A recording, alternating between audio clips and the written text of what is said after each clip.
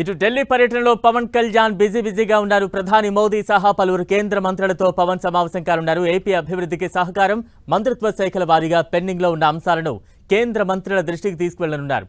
రేపు కూడా పవన్ కళ్యాణ్ ఢిల్లీలోనే ఉండనున్నారు. ఇప్పటికే కేంద్ర పర్యాటక శాఖ మంత్రి గజేంద్ర సింగ్ షెకావత్తో పవన్ భేటీ అయ్యారు. ఏపీలో పర్యాటక రంగ అభివృద్ధి గురించి గజేంద్ర సింగ్ షెకావత్, సిఆర్ పాటిల్ను కలిశారు. రాష్ట్రానికి సంబంధించిన అంశాలపై చర్చించారు. ఏపీలో పర్యాటకాన్ని అభివృద్ధి చేసేందుకు సహకరిస్తామని చెప్పినట్లు పవన్ తెలిపారు. కేంద్ర ఆర్థిక మంత్రి నిర్మలా సీతారామన్, రైల్వే శాఖ మంత్రి అశ్విని వైష్ణవ్, పంచాయతీ శాఖ మంత్రి లలన్ సింగ్తో భేటీ కానున్నారు పవన్. రేపు పార్లమెంట్లో పవన్ ప్రధాని మోదీని కలవనున్నారు. ఉపరాష్ట్రపతి జగదీప్ ధన్ఖడ్ అపాయింట్మెంట్ ను కూడా కోరారు పవన్ కళ్యాణ్. సమోసాలకి 9 కోట్లు అనుకున్నప్పుడు ఇవన్నీ మనం చూడాలి.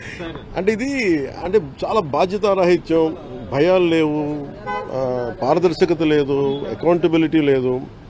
ఇవన్నిటికీ వీఆర్ పేయింగ్ ద ప్రైజ్. ఇదేంటి భవిష్యత్తులో ఇలాంటి పునరావృతం కాకుండా చూడాలి. ఒకటి, వాళ్ళు చేసిన దానికి వాళ్ళని అకౌంటబిలిటీ తీసుకురావడం. 2, భవిష్యత్తులో ఇలాంటి పునరావృతం కాకుండా ఉండటం. వీటన్నిటి మీద ఆలోచిస్తాం. ఈ రోజున గజేంద్ర సింగ్ షెకావత్ గారు అంటే నాకు అపారమైన గౌరవం. అది ఈ రోజుది కాదు. ఆయన జలశక్తి మినిస్టర్గా ఉన్నప్పుడు కూడా ఆయన పోలవరం గురించి ఆయన ఎంతో నిలబడ్డారు. ఈరోజు ప్రత్యేకించి మన టూరిజం అండ్ కల్చర్ మీద ఆయన బాధ్యతలు నిర్వహిస్తున్నారు. కాబట్టి వారి దగ్గరికి వచ్చి ఒక 7 పాయింట్ ప్రపోజల్ మేము పెట్టాము. దానికి కొన్ని ప్రాజెక్ట్స్ మీద, వీటి మీద, అలాగే టూరిజం యూనివర్సిటీ మీద.